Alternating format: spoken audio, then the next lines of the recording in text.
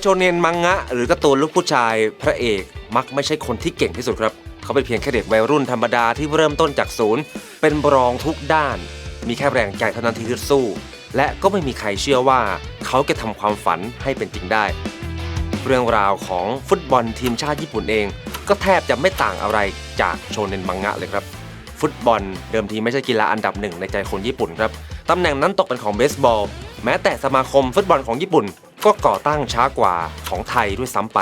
แต่เพียงแค่ไม่กี่ทศวรรษฟุตบอลญี่ปุ่นที่เคยเป็นทีมรองบอลมาตลอดกับไล่กวดขึ้นมาจนพังงาดกลายเป็นทีมที่ใครก็สบประมาทไม่ได้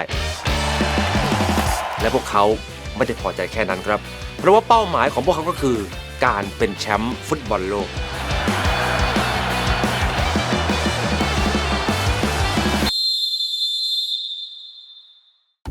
ย้อนไปปี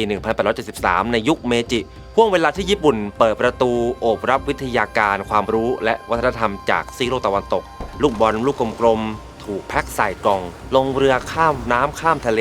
มาพร้อมกับคณะครูฝึกจากกองทัพเรืออังกฤษที่เข้ามารับหน้าที่ใหม่ในโรงเรียนของกองทัพเรือญี่ปุ่นลูกบอลลูกกลมๆถูกแนะนำให้ทุกคนรู้จักในชื่อฟุตบอลและใช้เป็นกิจกรรมยามว่างหลังฝึกเสร็จครับช่วงแรกลูกบอลลูกกลมๆนี้มันจึงถูกเตะรับส่งกันอยู่แค่ภายในรั้วสนามโรงเรียนทหารเรือเท่านั้นแต่เวลาผ่านไปมันก็เริ่มเดินทางเข้าสู่รั้วโรงเรียนฝึกวิชาชีพครูเมื่อเหล่านักเรียนครูเรียนจบและแยกย้ายกันไปประจำการตามโรงเรียนต่างๆทั่วประเทศพวกเขาก็หิ้วลูกบอลลูกกลมๆลูกนี้แหละครับติดมือไปด้วยเพื่อสอนให้กับนักเรียนหรือเด็กของพวกเขาต่อไปเมล็ดพันธุ์ที่ถูกหว่านทิ้งเอาไว้อย่างไม่ได้ตั้งใจหรือว่าอาจจะตั้งใจก็ตามมันจึงเริ่มผลิใบ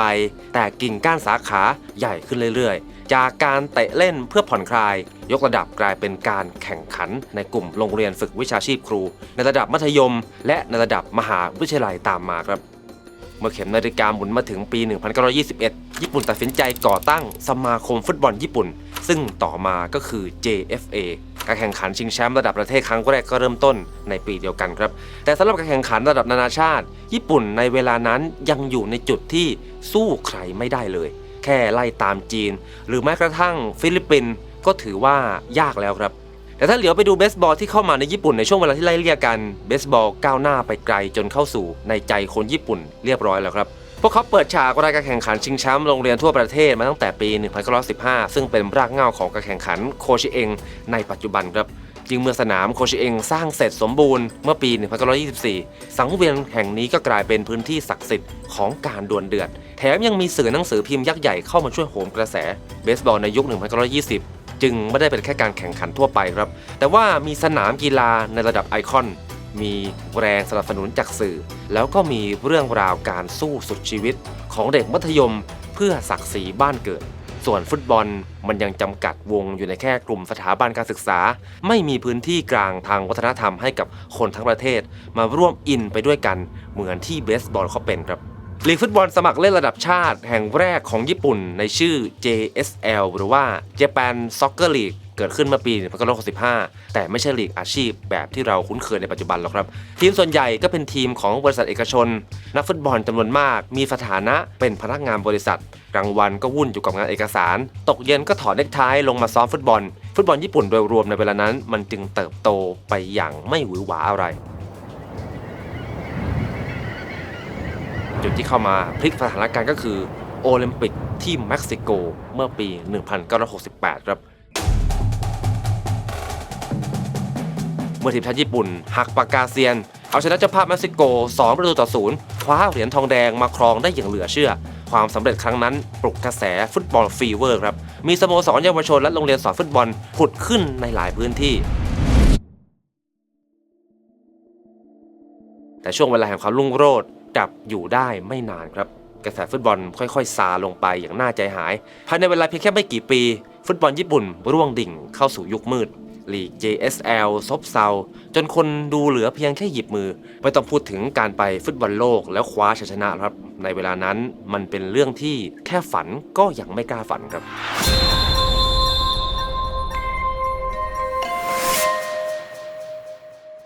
ก่อนเข้ามัธยมปลายชีวิตของซาบุโระ คาวาบุชิแทบไม่มีความเกี่ยวข้องกับฟุตบอลเลยครับ แต่หลังจากยื่นใบสมัครเข้าชมรมฟุตบอลของโรงเรียนชีวิตของผู้ชายคนนี้กลับไม่เคยหลุดออกจากวงจรของฟุตบอลอีกเลยเขาเป็นนักเตะของมหาวิทยาลัยวาเซดะเป็นกองหน้าผู้ทะลวงตะข่ายให้กับทีมฟุโรคาวะอิเล็กทริกเป็นนักเตะทีมชาติเป็นโค้ชทีมฟุโรคาวะอิเล็กทริกที่ตัวเองเคยอยู่จนถึงการก้าวขึ้นไปคุมทีมชาติญี่ปุ่นแต่ที่สำคัญที่สุดครับเขาเป็นผู้ที่ปลุกปั้นเจลีกชีวิตพนักงานบริษัทในวัย50กว่าของคาวาบุชิแขวนอยู่บนความไม่แน่นอนครับเมื่อเขาถูกย้ายจากการเป็นโค้ชทีมฟุโรคาวะอิเล็กทริกไปคุมทีมฟุโรคาวะซังโย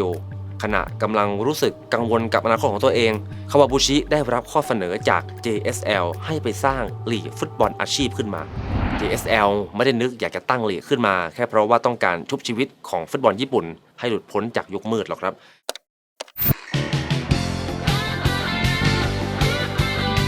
แต่ว่านอกรั้วสนามฟุตบอลเด็กๆจำนวนมากกำลังติดมังงะหรือว่าการ์ตูนเรื่องกัปตันซึบาสะกันงอมแงมครับกัปตันซึบาสะว่าด้วยเรื่องราวของเจ้าหนูโอโซระซึบาสะผู้มีฟุตบอลเป็นเพื่อนใช้ชีวิตอยู่ในสนามหญ้ามากกว่าที่บ้านหรือว่าห้องเรียนและก็มีความฝันอยากจะเป็นนักฟุตบอลอันดับหนึ่งเพื่อพาญี่ปุ่นเป็นแชมป์ฟุตบอลโลกให้ได้ความโด่งดังเป็นพลุแตกของมังงะเรื่องนี้เป็นแรงบันดาลใจให้เด็กๆอยากลุกขึ้นมาสวมรองเท้าสตั๊ดแล้วก็วิ่งเข้าสนามไปทำท่าไดร์ชูตตามรอยฮีโร่ของพวกเขาครับ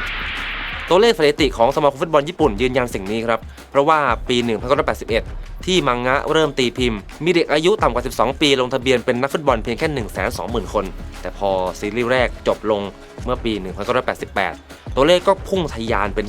250,000 คนหรือเติบโตขึ้นเกือบ 2 เท่าในเวลา 7 ปี ถึงขนาดที่ซาบุโระคาวาบุชิยังเคยเอ่ยปากยอมรับตรงๆครับว่าถ้าไม่มีกัปตันซึบาสะวงการฟุตบอลญี่ปุ่นก็คงพัฒนาล่าช้ากว่านี้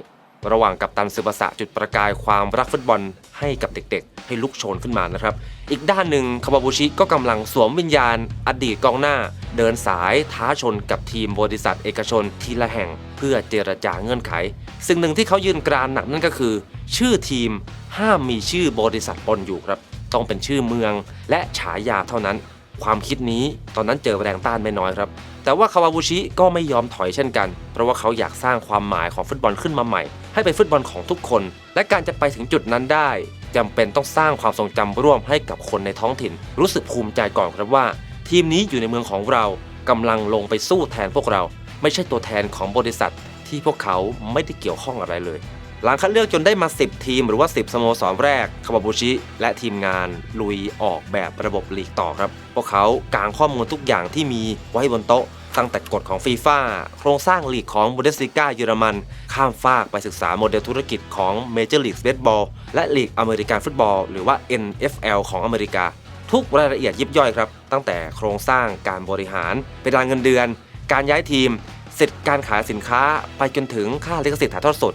ไม่มีการถูกปล่อยผ่านทุกคนก้มหน้าก้มตาศึกษาวิเคราะห์อย่างถี่ถ้วนเพื่อคัดเลือกสิ่งที่ดีที่สุดมาปรับใช้ครับจนในที่สุดเจลีกก็คลอดออกมาในปี 1991 แล้วก็เป่านกหวีดเปิดฉากฟาดแข่งกันนัดแรกเมื่อวันที่ 15 พฤษภาคม 1993 เพื่อเลี้ยงกระแสให้ยังอยู่ต่อไปเจลีกใช้สูตรเดียวกับลีกอื่นๆครับคือดึงนักเตะซุปเปอร์สตาร์ระดับโลกเข้ามาเป็นแม่เหล็กโดยเฉพาะซิโก้ตำนานทีมชาติบราซิลที่ย้ายมาร่วมทีมด้วยความตั้งใจจะส่งต่อ DNA ความเป็นมืออาชีพแล้วก็แพชชั่นอันแรงกล้าในช่วงท้ายของอาชีพเขาครับ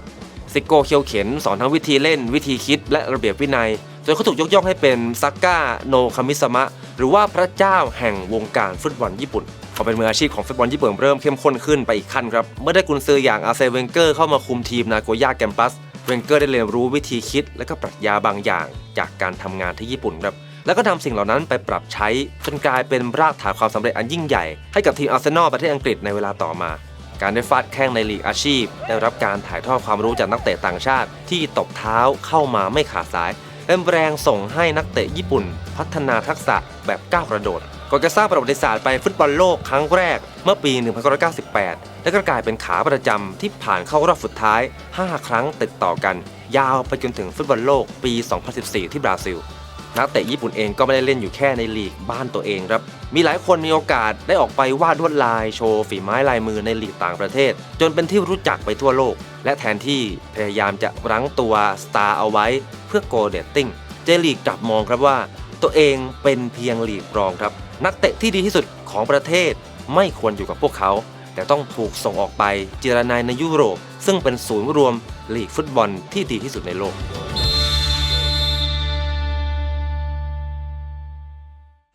ปี 2005 สมาคมฟุตบอลญี่ปุ่นหรือว่า JFA สร้างเสียงฮือฮาด้วยการโชว์กระดาษหน้าหนึ่งครับที่มีข้อความเขียนว่า JFA Declaration 2005 นี่เป็นเป้าหมายใหญ่ที่ตั้งไว้ไกลจนถึงปี 2050 ครับกับภารกิจทีมชาติญี่ปุ่นจะต้องเป็นแชมป์ฟุตบอลโลกให้ได้มองผิวเผินอาจดูเป็นเหมือนคำเพ้อฝันลอยๆใช่ไหมครับแต่วิธีคิดของคนญี่ปุ่นถ้าเขาไม่มั่นใจว่าทำได้พวกเขาไม่มีทางจะลั่นวาจาออกมาครับและการวางแผนยาวนานกว่า45ปีหมายความว่า JFA ไม่ได้มองแค่วิธีการเขียนนักเตะที่มีตรงหน้าให้เก่งขึ้นแต่พวกเขากำลังเซตระบบนิเวศฟุตบอลล่วงหน้าถึง2เจเนเรชันเพื่อเตรียมพื้นที่ไว้ต้อนรับเด็กทารกที่ยังไม่ได้ลืมตาดูโลกด้วยซ้ำครับให้พวกเขาได้เติบโตขึ้นมากลายเป็นขุมกำลังที่พร้อมที่สุดในวันที่ปี 2050 มาถึง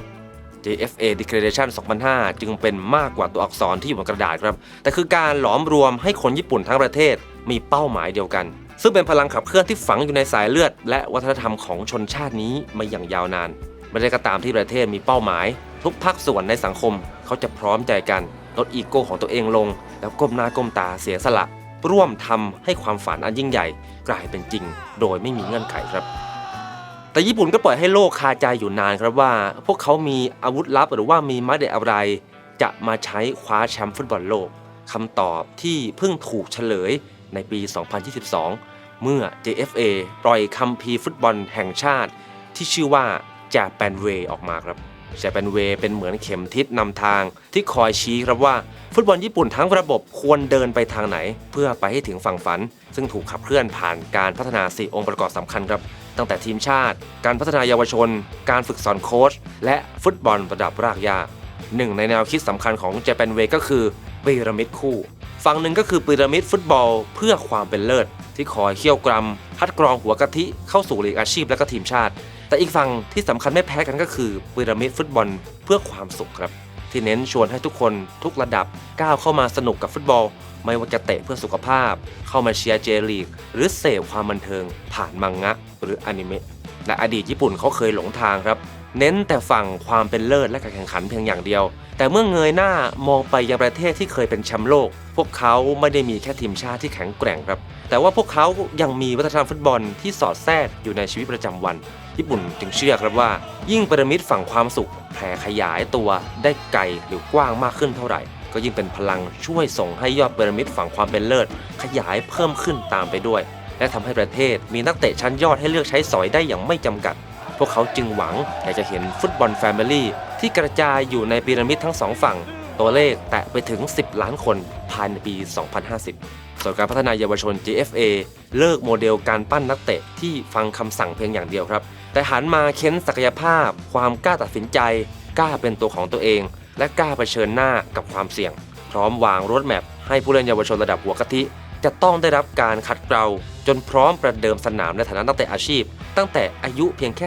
16-17 ปีและเมื่อความสำเร็จของเยาวชนหนีไม่พ้นคุณภาพของโค้ช JFA ก็เลยปฏิรูประบบใบอนุญาตโค้ชให้เปิดกว้างขึ้นครับเพื่อดึงคนเก่งเข้ามาสู่วงการให้ได้มากขึ้นโค้ชรุ่นใหม่เหล่านี้จะได้รับการถ่ายทอดเทคนิคการสอนระดับสูงเพื่อขัดเกลาทักษะติดอาวุธให้กับเด็กๆพร้อมก้าวขึ้นมาเป็นกองทัพซามูไรบลูในอนาคต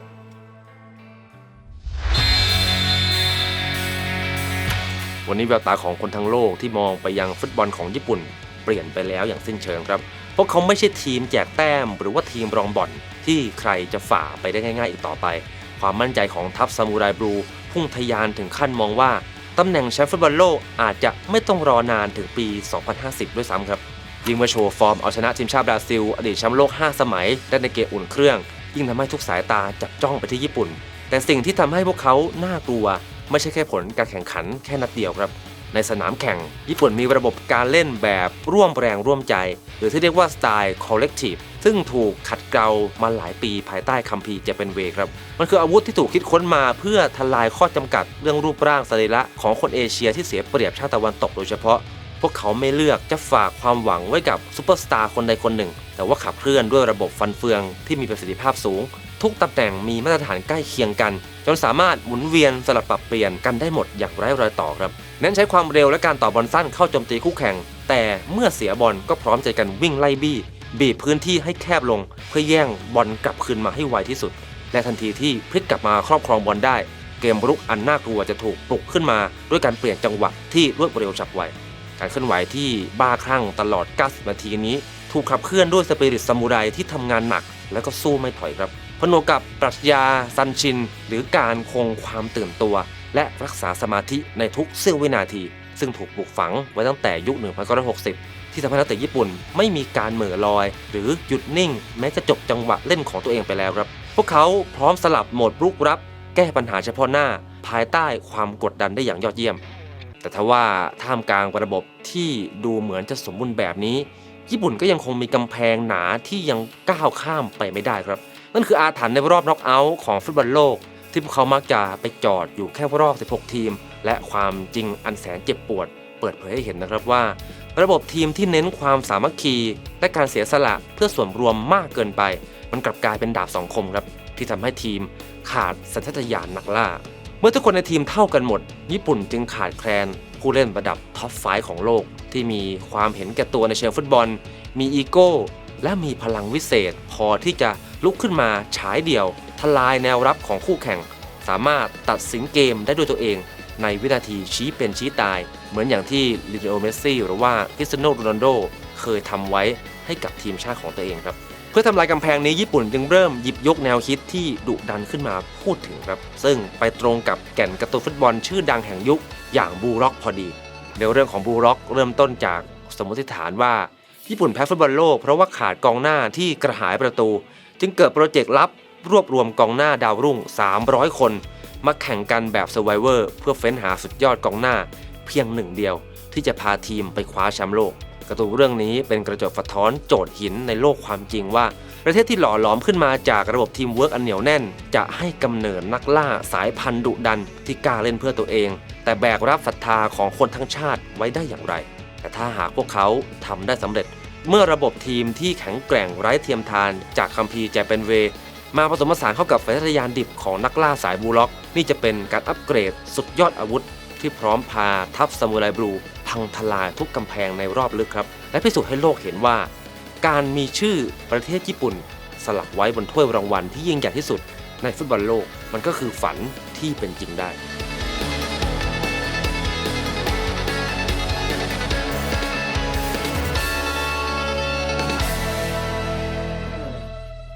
ขอบคุณทุกท่านที่ตามรายการคีย์เมสเสจและเปลี่ยนความเห็นรวมถึงข้อมูลดีๆกับเราอย่างต่อเนื่องนะครับถ้าชอบเนื้อหาของเราอย่าลืมกดไลค์กดแชร์กด Subscribe หรือว่ากดฟีเจอร์ซุปเปอร์แตงเป็นกำลังใจให้พวกเราด้วยนะครับสวัสดีครับ